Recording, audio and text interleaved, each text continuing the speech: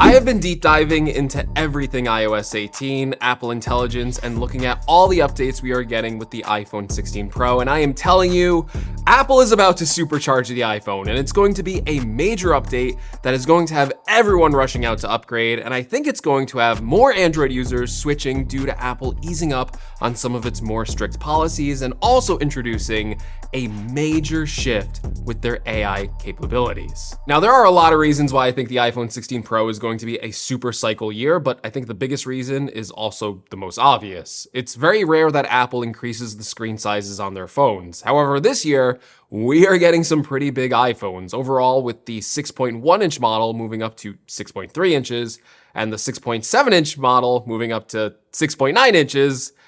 That's bigger than, it's bigger than the previous model, is what I was gonna say. And if there's anything I know about the average phone user, it's that size does matter. People love big phones, and these are going to be Apple's biggest phones ever. They're also going to be getting a slightly new design with even more reduced bezels around the display, giving Apple, once again, the top spot for the smallest bezels ever on a phone. And that is going to be a pretty big design upgrade that is going to attract Android users who love bigger phones. And also, the changes in iOS 18 are making the iPhones more like Androids, with enhanced customization options like moving icons anywhere you want on your phone or recoloring icons, as well as adding even more customization to Control Center. And yeah, Android users, I know you gotta type off in the comments and make yourself known because you just need all the attention because you don't get enough love in your life. And all right, fair. You know, maybe these features are kind of laughable to you, but again, Apple easing up on these strict policies just means less and less reasons for people to pick an Android phone over an iPhone. Apple's also changing some other elements with the phone design. They may be switching to a polished titanium frame for an even more premium look. And they're also getting a fresh paint of color choices like a new titanium gray color, as well as the return of rose gold. And that's not all. The side of the phones is going to feature a new capture button for quicker access to taking photos, and this capture button may also be capacitive, which might enable features like sliding your finger along the button to zoom in and out. In fact, all of the buttons on the iPhone 16 Pro may actually not be real buttons. They might just be haptic buttons. Given how much I love the haptic home button on the previous iPhone 7 design and how great haptics feel on Apple's trackpads, I'm actually kind of okay with this change. Of course, every year I do get excited for the camera upgrades that are coming to the iPhone models, and the iPhone 15 Pro Max gave me so many features with a new 5x camera, log video, and connecting, new accessories to the USB-C port like external storage. But the iPhone 16 Pro is going to take this even further. So not only will both models this year get an upgrade to the further 5x zoom lens, but they will also be getting a major upgrade to the ultra-wide angle camera, increasing the resolution from 12 megapixels all the way up to 48 megapixels. And each lens of the iPhone camera is rumored to be getting a new optical coating that will further reduce glare and may finally put an end to those annoying camera lens flares at night. It's like sometimes you're watching an alien invasion. On top of that, the iPhone 16 Pro is also rumored to be getting a main camera sensor upgrade and possibly using Sony's latest sensor stack technology, making the sensor twice as light sensitive as the previous model. Basically, that means that you're going to get a major low light boost to your photos and videos with the iPhone 16 Pro. It sounds similar to the iPad Pro's tandem OLED tech, where they just kind of stack two things on top of each other, except it's for a camera sensor. So I guess double the sensor means double the performance in low light, and that's going to be greatly appreciated. Now, one upgrade that everyone loves is battery life, and with both iPhones increasing in size this year, it's widely rumored that the iPhone 16 Pro and Pro Max are going to get bigger batteries. Now, it's only around a 2 to 5% increase in total battery capacity, but apparently this is going to lead to the iPhone 16 Pro Max having the most battery life out of any iPhone ever. I mean, I think we all saw that coming a mile away. However, all of these upgrades pale to the true reason why the iPhone 16 Pro is going to be such an amazing phone this year, and that is something that we have downplayed for years. The chip. Yeah, the A18 Pro chip is finally going to make an important distinction this year. And while for the past few iPhone cycles, you may have had the thought, the iPhone is already fast enough, we don't need faster smartphones. Well, that is all about to change this year with Apple Intelligence.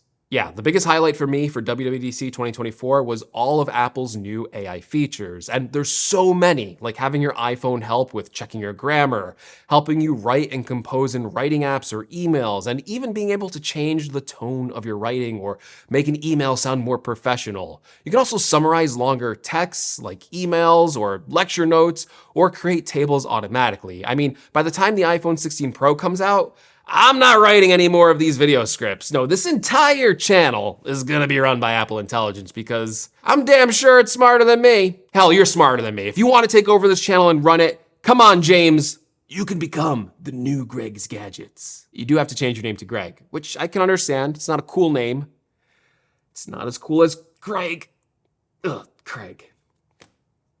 It's like the wrong way to say Greg. Craig. Ugh. It's just, I'm sorry, Craig Federighi. I like you as a person. It's just Craig. Greg's better. Greg is better.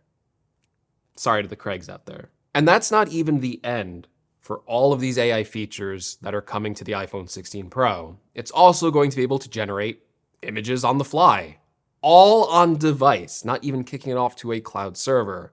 And it's going to get access to Genmoji, so you can create custom emoji right on your phone. And even though it may not sound like a selling point, the first time your friend sends you an unhinged Genmoji in iMessage and you can't replicate it, you're gonna be running to the Apple Store. But the most important reason to get an iPhone 16 Pro is really just all the quality of life improvements Apple Intelligence is going to bring into your daily life. And I think that really starts with the smarter Siri. Siri will finally live up to the promise of being a competent virtual assistant, and it will be able to understand natural language as well as having more awareness of what requests you're asking it. It will also be able to deliver these requests with more nuance and more personal context, as well as take actions across apps and having on-screen awareness of what you are currently doing. So you could tell it to share your ETA with someone, or share a photo with someone, or ask it to show you files or emails someone sent you weeks ago, or it can even see the address someone just sent you, and then you can tell Siri to save that address to a specific content, or even crazy things like if you stored your passport or driver's license somewhere on your iPhone, you can then just ask Siri to look up that information for you. More importantly, Apple Intelligence will just seek to help you out throughout your day, proactively, without you doing anything.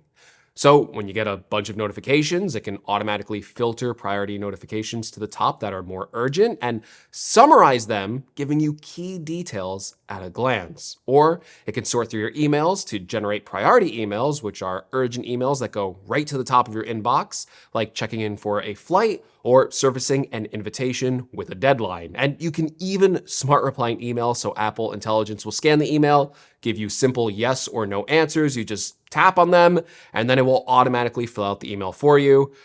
Finally, now I don't have to email people anymore. I could just let Apple Intelligence do it. And yeah, these are actually really practical, helpful things that Apple Intelligence will enable on your iPhone that will truly make the iPhone 16 Pro feel different than past iPhones. Because the kicker to all of this is most of these Apple Intelligence features are running directly on the device.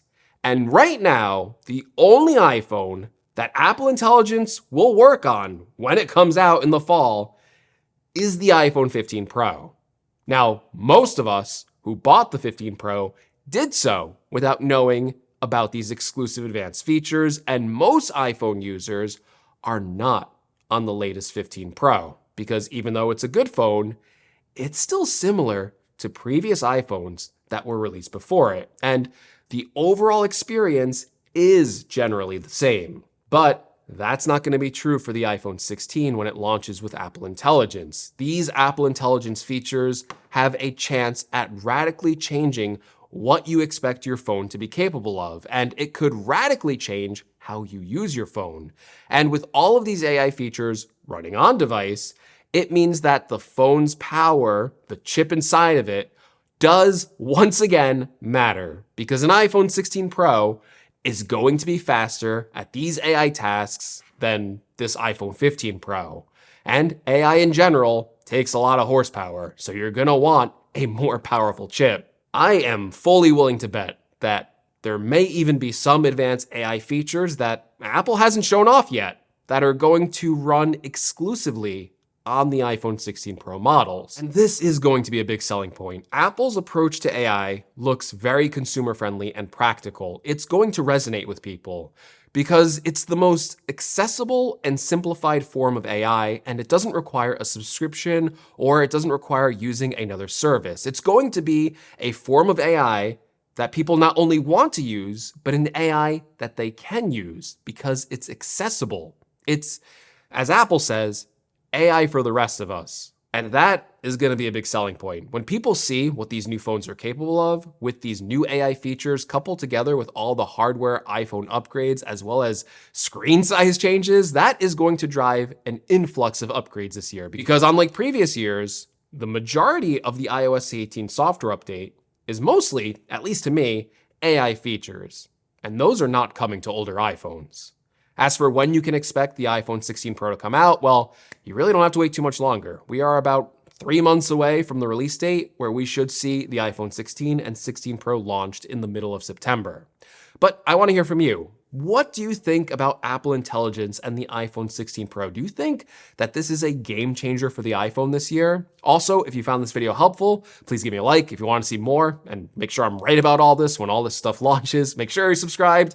And as always, thanks for watching, and I'll catch you in the next one. Don't be fooled. It's not AI Greg yet. You could still see, still handsome, still looking good, still kind of dumb too. You can still see I'm still kind of dumb, so you know it's not fully AI yet.